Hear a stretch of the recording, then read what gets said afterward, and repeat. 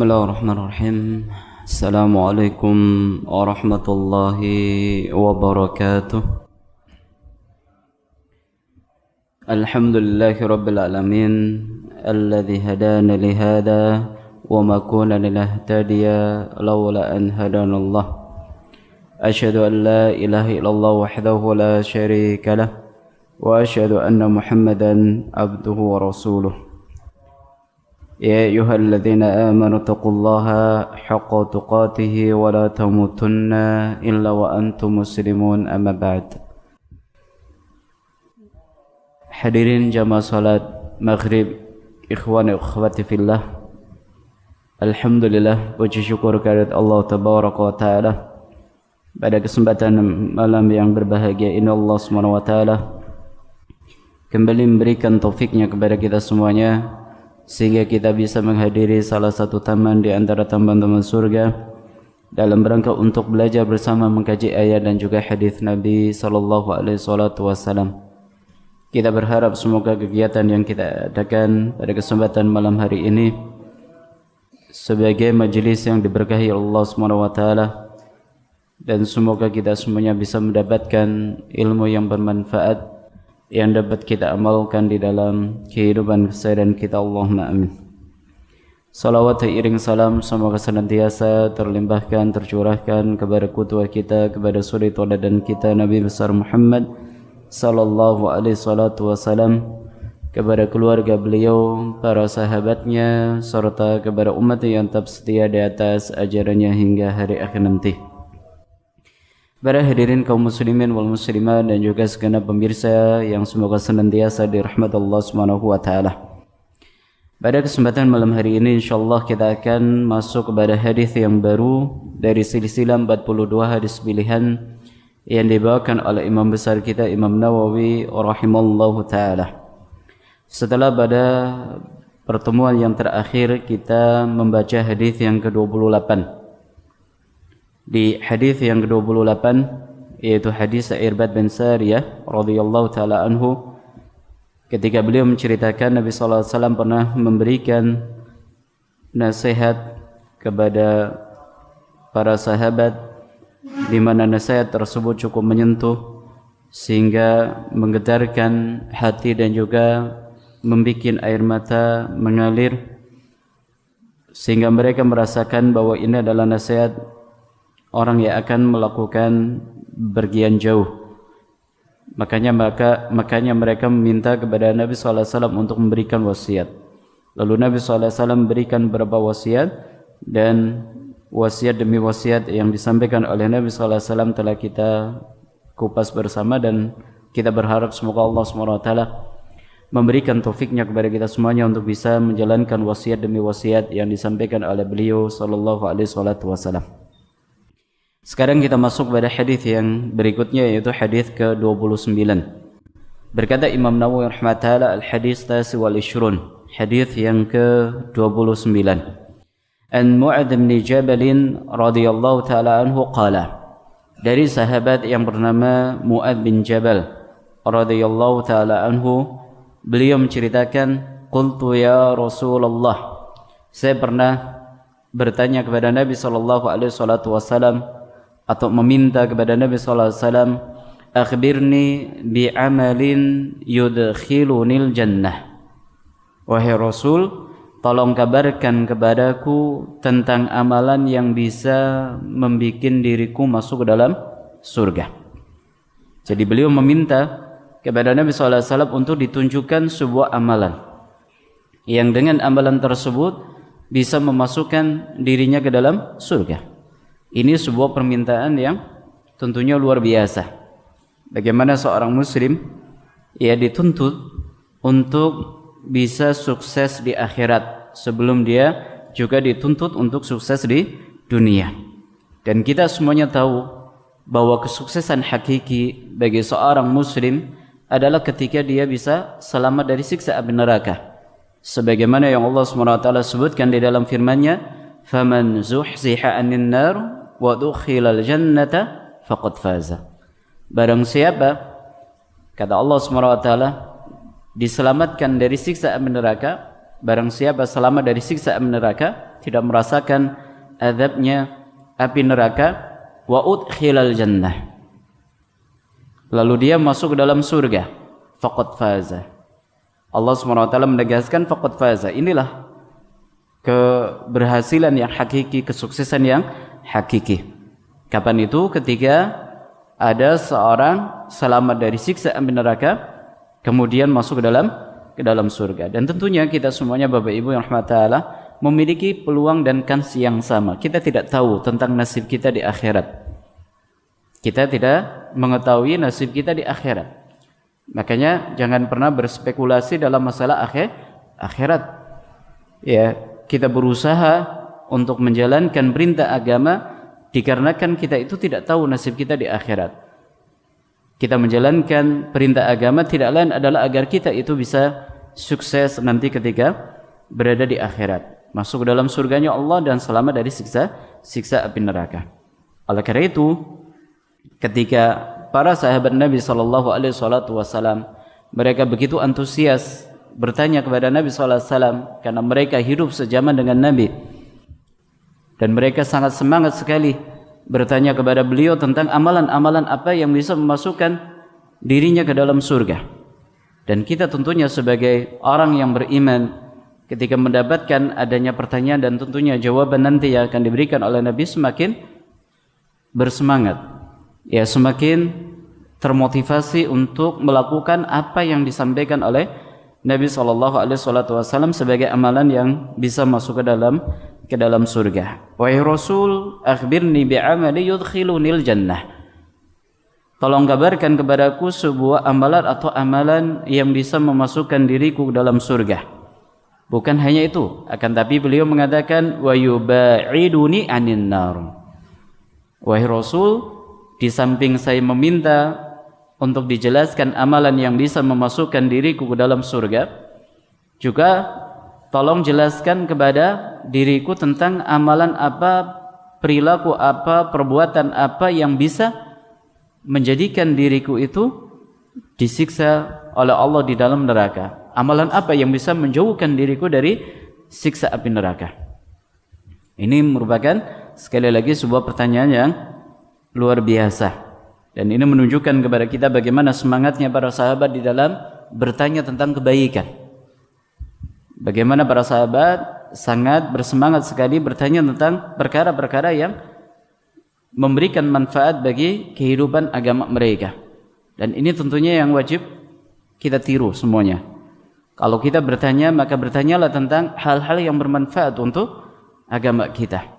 Bertanya tentang masalah ibadah salat, sudah sesuaikah dengan ajarannya Nabi ataukah belum? Bertanya tentang masalah akidah, bertanya tentang masalah tata cara ibadah yang kita kerjakan. Ini jauh lebih baik daripada kita bertanya dalam rangka untuk mengetahui ini pikiran atau pemikiran Ustadz ikut kemana.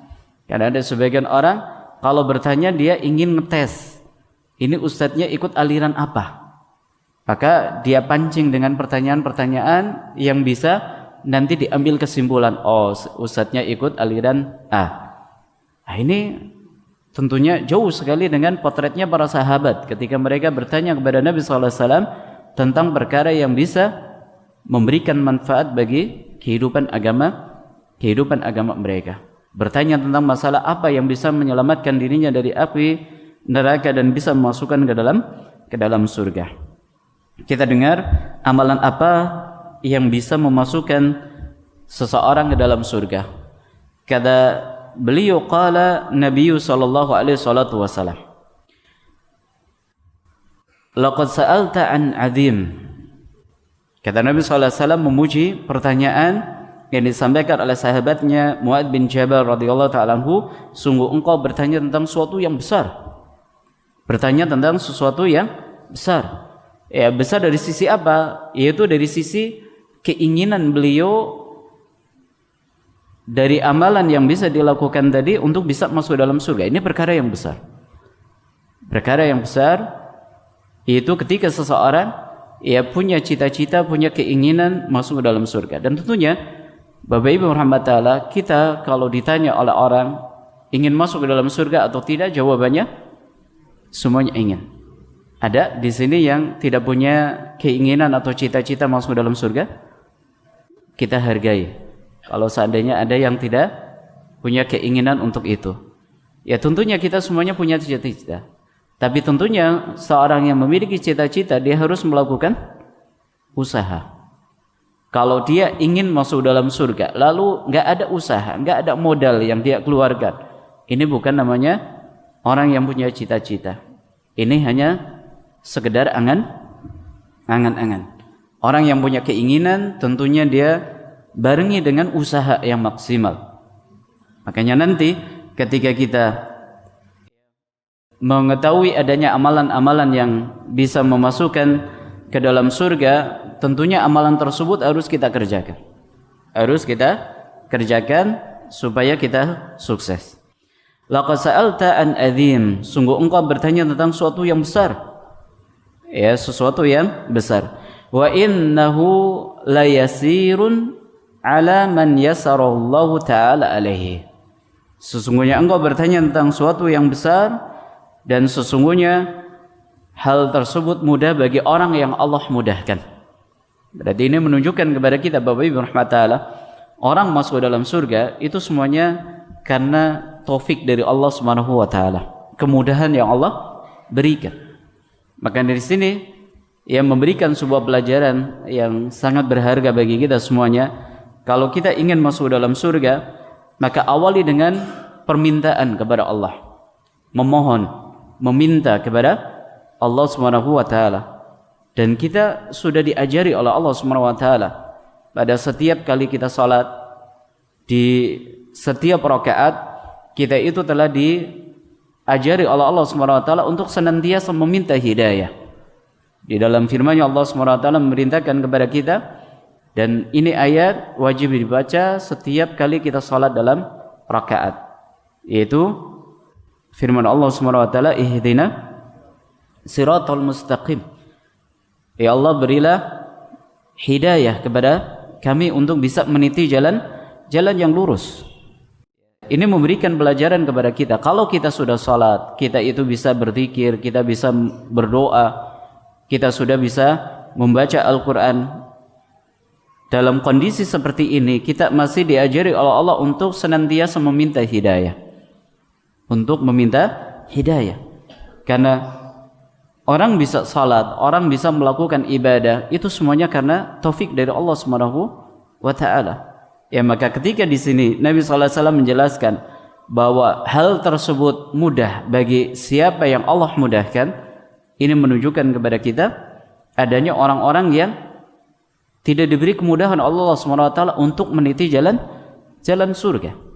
Ketika dia ingin berangkat ke kajian, ternyata ada masalah, mungkin di kendaraannya, mungkin orang rumahnya, atau mungkin ada perkara-perkara yang menjadikan dia itu tidak bisa melangkahkan kaki menuju tempat kajian.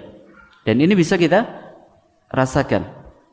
Oleh karena itu, sekali lagi kalau kita ingin sukses menikmati surganya Allah SWT, hal yang pertama kali kita lakukan adalah memohon, meminta kepada Allah SWT, barengi dengan doa. Karena hanya sekedar kita beramal itu belumlah cukup. Ya, sesungguhnya hal tersebut mudah bagi orang yang Allah mudahkan. Ini mengisyaratkan kepada kita semuanya bahwa segala taufik itu ada di tangan Allah Subhanahu wa taala. Taufik ada di tangan Allah Tabaraka wa taala. Barang siapa yang Allah mudahkan untuk mendapatkan hidayah, maka itulah hakikatnya orang yang mendapatkan hidayah. Ketika kita bisa baca Quran, kita bisa berinfak, kita bisa berzikir, kita bisa berdoa dengan redaksi yang di dalamnya ada permintaan kebaikan dunia dan juga akhirat. Ini taufik, ini hidayah dari Allah Subhanahu wa taala. Dan barang siapa yang Allah tidak beri kemudahan, maka dia akan kesulitan untuk bisa melakukan amal ibadah. Hanya sekedar untuk mengerjakan salat subuh secara berjamaah di masjid, Bagi orang yang tidak diberi hidayah oleh Allah akan sangat sulit sekali. Dia sudah pasang beker, tetap kesiangan. Dia sudah meminta orang rumah untuk membangunkan, tetap juga kesiangan. Kenapa? Karena Allah SWT belum memberikan taufiknya kepada dia untuk melakukan sholat subuh secara berjamaah. Maka yang pertama, Bapak Ibu rahmatullah, kita wajib untuk senantiasa meminta hidayah taufik untuk bisa melakukan ketaatan. Yang kedua, kalau kita sudah diberi hidayah oleh Allah SWT, bersyukur kepada Allah SWT agar nikmat hidayah ditambah oleh Allah SWT. Yang tadinya kita sudah mampu menjalankan kewajiban ibadah yang wajib, ketika kita barengi dengan syukur, semoga Allah SWT memberikan taufik kepada kita untuk bisa melakukan amal ibadah yang sunnah, untuk bisa melakukan amal ibadah yang sunnah. Demikian seterusnya, sehingga kita dalam beragama Bapak Ibu terus naik grade-nya, terus naik levelnya. Semakin tinggi keimanan seseorang, maka dia akan sampai kepada tingkat yang tinggi di dalam ya beragama dan juga di dalam meniti jalannya Allah Subhanahu wa taala. Kita simak amalan apa yang akan diberikan oleh Nabi sallallahu alaihi wasallam bagi orang-orang yang merindukan surganya Allah. Kata beliau sallallahu alaihi wasallam, yang pertama, ta'budullaha la tusyriku bihi syai'a. Ini amalan yang pertama bagi siapapun yang ingin masuk dalam surga. Beribadahlah kepada Allah secara ikhlas, hanya mengharapkan wajah Allah SWT. La tusyrik bihi syai'a, dengan tidak menyekutukan Allah SWT dengan suatu apapun. Ya, beribadah kepada Allah ya, dengan ikhlas, mentauhidkan Allah, mengesahkan Allah dalam setiap peribadatan yang kita kerjakan, di salat kita, di zikir kita, di ngajinya kita, kemudian di hadirnya kita dalam majelis taklim seperti ini.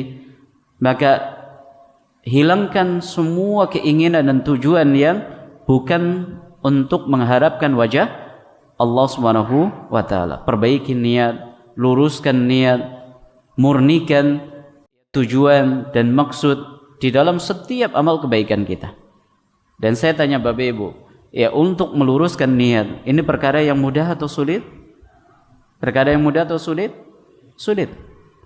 Makanya Imam Nawawi rahmatullah di dalam kitab beliau Riyadhus Shalihin, bab yang pertama kali beliau cantumkan di situ adalah bab al-ikhlas wa ihdharun niyah. Babul ikhlas wa ihdharun niyah. Para syurah, ya para ulama yang mensyarah buku beliau ini menjelaskan bahwa yang namanya ikhlas adalah sesuatu yang tidak mudah. Sesuatu yang tidak mudah. Dikarenakan kita itu butuh untuk senantiasa menghadirkan niat. Makanya kalau kita ingin ikhlas, maka perhatikan niat, dan senantiasa kita itu tajdidun niyah, memperbaiki niat di dalam salat kita, kemudian di dalam zikir kita, di dalam membaca Al-Qur'annya kita, di dalam infaknya kita, di dalam kebaikan yang kita lakukan. Kita senantiasa memperhatikan niat yang ada di dalam diri kita. Untuk amal ibadah yang rutin saja ini butuh yang namanya menghadirkan niat, apalagi untuk amalan yang jarang dilakukan.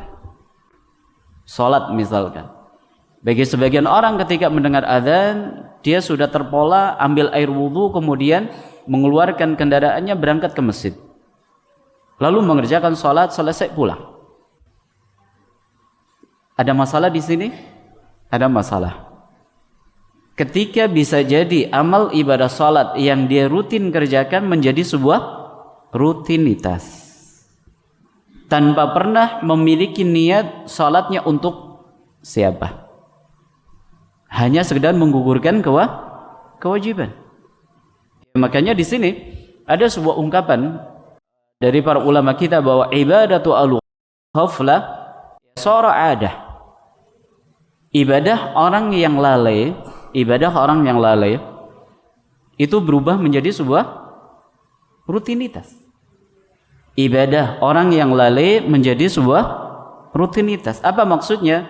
Bahwa ibadah yang dikerjakan bagi orang-orang yang tidak memperhatikan niat berubah menjadi sebuah rutinitas tanpa menghasilkan pahala. Karena Bapak Ibu, pahala akan kita dapatkan sesuai dengan niat. Seperti hadis pertama yang sudah kita pelajari. Nabi SAW mengatakan, innamal a'malu bin niyat wa innamal likulli imri'in ma nawa.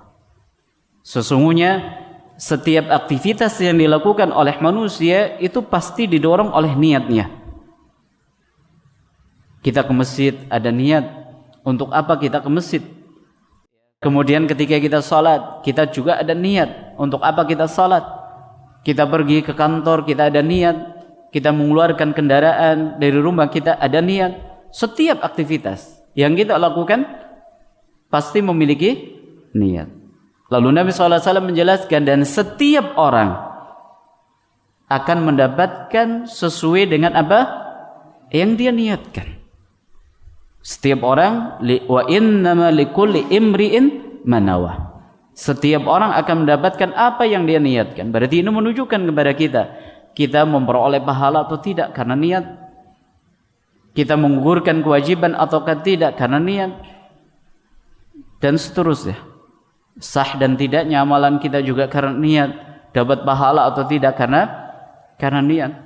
Makanya Bapak Ibu rahmatullah, ya, yang namanya beribadah kepada Allah SWT secara ikhlas adalah perkara yang butuh mujahadah, perkara yang butuh usaha maksimal. Sekalipun ini kalimat sering kita dengar, kalau beribadah harus ikhlas, kalau beribadah kepada Allah harus mengesahkan Allah, tidak boleh memiliki niat dan tujuan yang lain. Tapi dalam realita ibadah kita, ini perkara yang harus senantiasa kita perhatikan. Ada usaha yang harus kita lakukan. Allah SWT berfirman, "Wa ma umiru illa liya'budullaha mukhlishina lahu dinahu hunafa." Dan banyak ayat yang memerintahkan kepada kita untuk ikhlas di dalam ibadah. Oleh karena itu nanti dalam penafsiran syirik atau menyekutukan Allah SWT adalah ketika ada seorang beribadah kemudian dia punya niat dan tujuan selain mengharapkan pahala dari Allah. Ada kalanya dia punya niat dan tujuan ingin mendapatkan dunia, ingin mendapatkan harta, ingin mendapatkan kawan, ingin mendapatkan jabatan, ingin mendapatkan apapun selain Allah SWT. Maka ini masuk dalam kategori menyekutukan Allah tabaraka wa taala. Ta'budullaha wa la tusyriku bihi syai'a. Ini amalan yang pertama Bapak Ibu. Dan ini pondasi. Bisa dikatakan bahwa inilah pilar yang akan membikin kokohnya kita di dalam beramal untuk amal-amalan yang lainnya. Tanpa adanya pilar ini, tanpa adanya pondasi ini, maka amalan kita akan mudah roboh, rapuh. Akan rapuh. Kemudian yang kedua, kata beliau sallallahu alaihi wasallam, amalan yang kedua yang bisa memasukkan seorang muslim ke dalam surga, wa tuqimus salatah, mendirikan salat. Mendirikan salat. Apa yang dimaksud dengan mendirikan salat? Para ulama kita menjelaskan maknanya adalah kita mengerjakan ibadah salat sesuai dengan yang diperintahkan oleh Allah Subhanahu wa taala dengan menyempurnakan rukunnya, kemudian kewajibannya, kemudian syarat-syaratnya, dan menyempurnakan dengan amalan yang sunnah di dalam ibadah salat tersebut. Ini yang maksud dengan wa tuqimus shalah. Kita ulangi, apa yang maksud dengan wa tuqimus salat, mendirikan salat, yaitu mengerjakan sesuai dengan tuntunan. Sesuai dengan tuntunan. Tuntunannya siapa? Rasul sallallahu alaihi wasallam. di mana beliau mengajarkan ibadah salat ini enggak tanggung-tanggung Bapak Ibu. Ada kalanya beliau lakukan di atas mimbar. Ada kalanya beliau itu meluruskan dalam bentuk ucapan. Ada kalanya beliau itu mengingatkan. Dan ada kalanya beliau itu mengoreksi ibadah salat yang dikerjakan oleh sebagian sahabat yang keliru.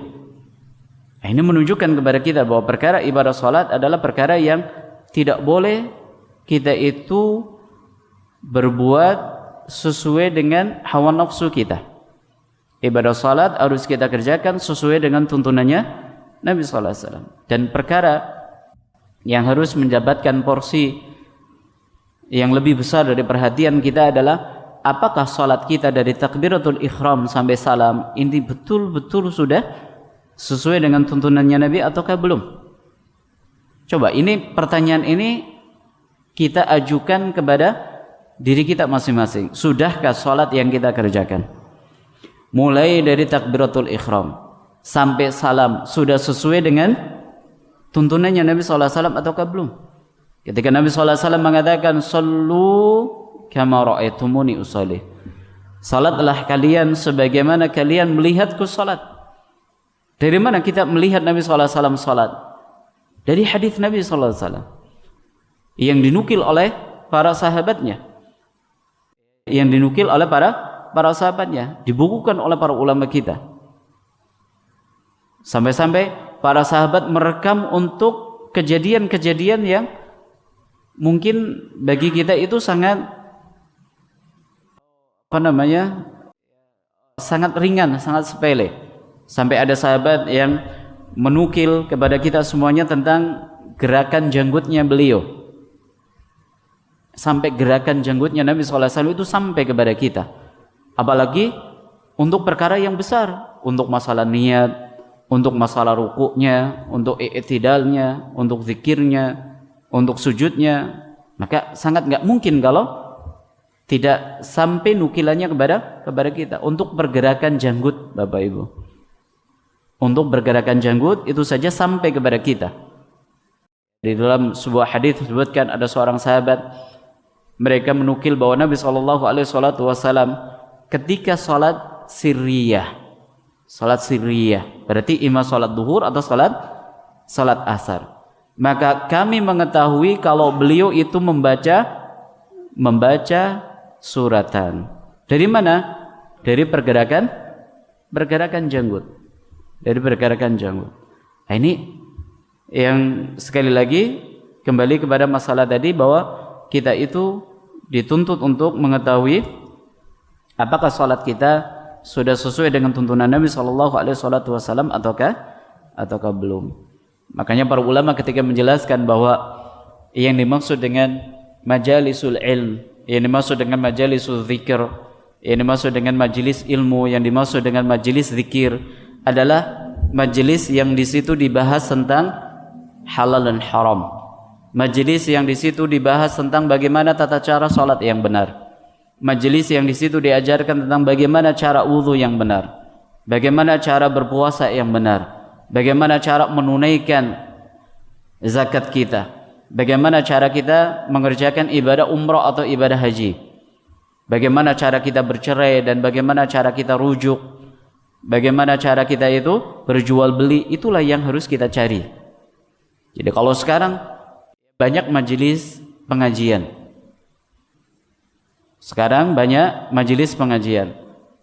mana yang harus kita hadiri?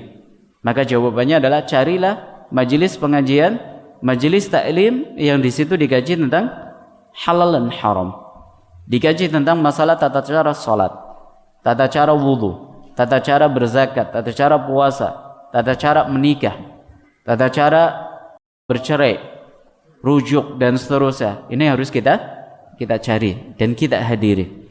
Kita ikuti, kemudian kita ambil ilmunya dari para guru kita yang mengajarkan ilmu tersebut. Taib. Ini yang dimaksud dengan mendirikan ibadah salat, mengerjakan ibadah salat sesuai dengan tuntunan Nabi sallallahu alaihi wasallam dengan menyempurnakan rukun, kewajiban, kemudian syarat-syaratnya, lalu kita sempurnakan dengan ibadah sunnah. Ini amalan yang berapa, Bapak Ibu? Yang kedua. Setelah yang pertama adalah pondasi, yaitu mengesahkan Allah, mentauhidkan Allah. Kemudian yang kedua mendirikan salat. Lalu yang ketiga kata beliau sallallahu alaihi wasallam, wa tu'tiya zakah. Wa tu'tiya zakah, yaitu membayar zakat. Apa yang dimaksud dengan membayar zakat di sini? Maksudnya adalah kita mengeluarkan harta yang telah Allah SWT wajibkan, bagi orang-orang tertentu dengan ukuran tertentu diberikan kepada orang-orang khusus.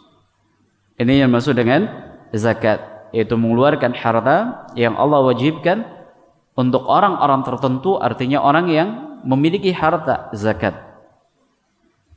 Dengan ukuran tertentu, artinya harta yang dimiliki oleh manusia tidak semuanya wajib dikeluarkan zakatnya, hanya beberapa bagian harta.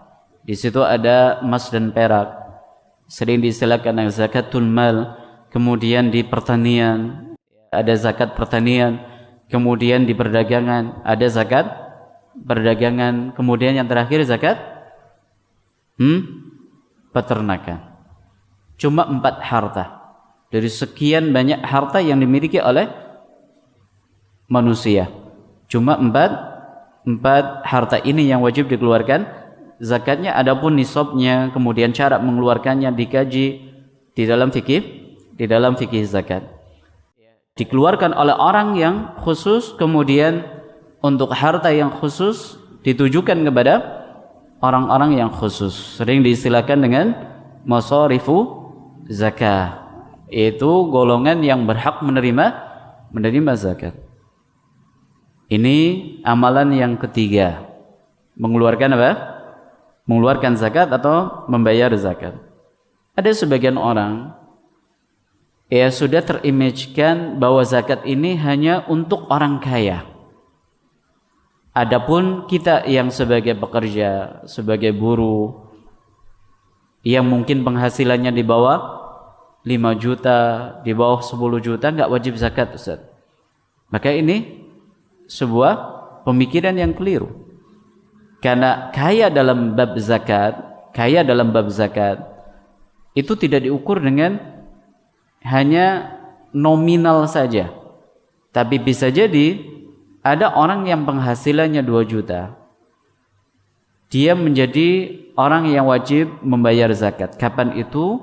Ketika ternyata dari uang 2 juta tadi enggak pernah digunakan karena kebutuhannya sudah dikonter oleh usaha yang lain atau ditanggung oleh orang lain, sehingga uang 2 juta ini terkumpul di tabungannya.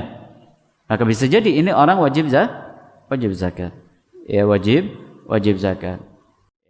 Maka sekali lagi hilangkan image bahwa yang namanya kewajiban zakat ini hanya khusus untuk orang kaya saja. Karena bisa jadi kita ketika punya uang 10 juta, kalau kita ingin menggunakan nisab perak, maka kita sudah wajib zakat.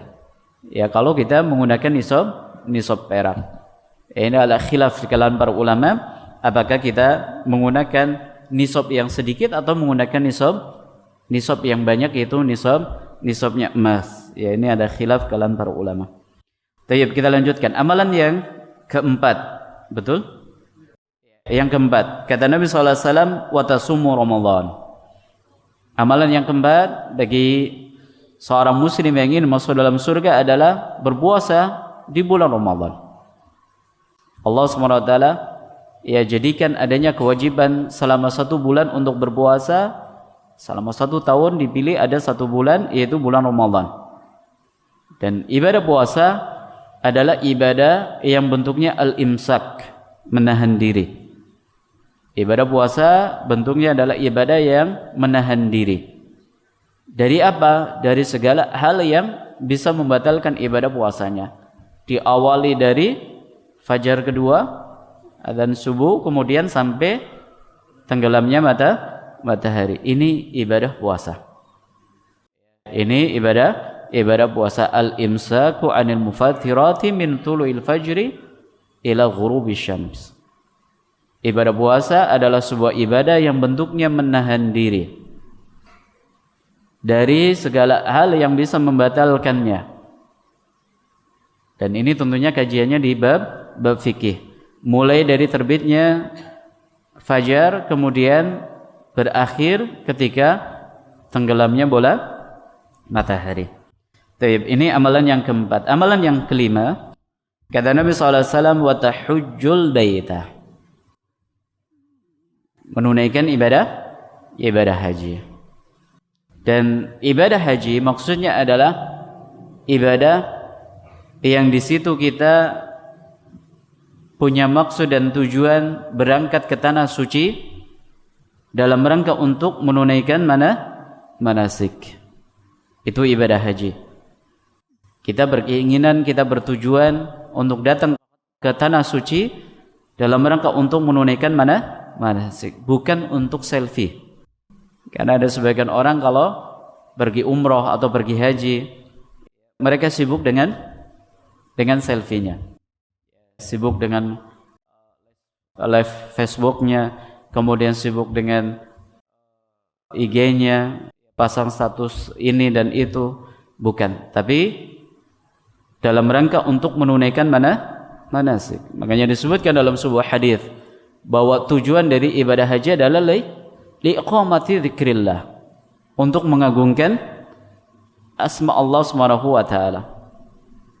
Dan di sini ada sebuah sedikit catatan. Sebagian orang ketika menunaikan ibadah haji atau ibadah umrah, dia itu sangat minim membekali dirinya dengan ilmu, sehingga ketika mereka sampai di tanah suci, mereka itu gagap. Mereka itu apa? Gagap. Bahkan tidak jarang di mana mereka itu betul-betul jatuh dalam kebingungan. Ini amalannya apa yang harus saya lakukan? Setelah ini apa yang harus saya kerjakan? Sehingga ketika dia gagap, ketika dia bingung dan mau tidak mau dia harus melakukan, maka ada dua kemungkinan. Yang pertama, dia beribadah tanpa adanya penghayatan sama sekali. Yang kedua, dia cuma ikut-ikutan, sehingga ibadahnya tidak memberikan efek apapun dalam kehidupannya. Yang lebih parah lagi adalah ketika dia beribadah di tanah yang sangat mulia, di tanah suci, kemudian dia dipandu dengan suara yang mengganggu orang lain. Dan ini banyak. Dan kebanyakan adalah jamaah dari Indonesia. Baca zikir secara keras, baca sholawat secara keras, ini mengganggu Bapak Ibu. Ketika Nabi SAW mendapati ada seorang sahabat, dia berdoa dengan suara keras, maka ditegur oleh Nabi SAW, engkau itu beribadah sedang menyeru Allah SWT bukan kepada zat yang tuli, bukan zat yang buta, tapi Allah maha melihat, maha mendengar. Maka sayangi diri kalian. Nabi SAW ingatkan. Belum lagi ketika kita berzikir dengan suara keras, berdoa dengan suara keras, membaca sholawat secara keras, mengganggu jamaah lain atau tidak? Sangat mengganggu sekali. Dan para ulama mengingatkan, dosa yang dikerjakan di tanah suci sebagaimana amal kebaikan yang dikerjakan di tanah suci, yaitu dilipat gandakan. Dilipat gandakan. Maka ini nasihat bagi kita semuanya. Bagi Bapak Ibu yang ingin menjalankan ibadah umrah, bekali dengan ilmu. Bukan hanya sekedar memiliki kemampuan secara finansial, secara fisik, tapi bekali dengan ilmu. Bekali dengan ilmu bagaimana cara menunaikan ibadah umrah yang sesuai dengan tuntunan Nabi SAW. Satu rangkaian demi rangkaian, satu langkah demi langkah, apa yang harus dilakukan, apa yang harus dibaca, zikirnya, ini harus dikuasai.